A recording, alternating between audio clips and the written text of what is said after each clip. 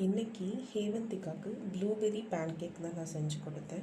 So அதில் நான் என்னென்ன யூஸ் பண்ணேன்ட்டு பார்த்தீங்கன்னா, ஒரு ஃபுல் ரெட் பனானா, அதாவது ஒரு செவ்வாழை, 5 to 6 வாஷ் பண்ண ப்ளூபெர்ரிஸ், ஒரு பிஞ்ச் கார்டமம் பவுடர் அண்ட் ஒரு பிஞ்ச் சால்ட் அண்ட் ஒரு கரண்டி தோசை பேட்டர் யூஸ் பண்ணேன்.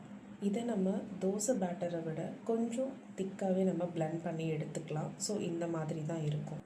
தென் தோசை தவா ஹீட் ஆனதும் நான் அன்சால்ட்டட் பட்டர் யூஸ் பண்ணேன்.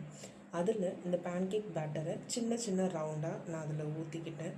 நம்ம சிம்லேயே வச்சு குக் பண்ணிக்கலாம், இல்லைனா ஓவர் குக் ஆகிடும் அண்ட் தென் கலர் சேஞ்ச் ஆகிடும், பசங்க சாப்பிட மாட்டாங்க. அதுக்கப்புறமா நம்ம டபுள் சைட் குக் பண்ணி நல்லா வெந்ததுக்கப்புறமா எடுத்து குழந்தைங்களுக்கு நம்ம ஃபீட் பண்ணலாம். ஸோ இந்த ப்ளூபெர்ரி பேன்கேக் ஹேவந்திகாவுக்கு ரொம்ப பிடிச்சிருந்தது. She loved it.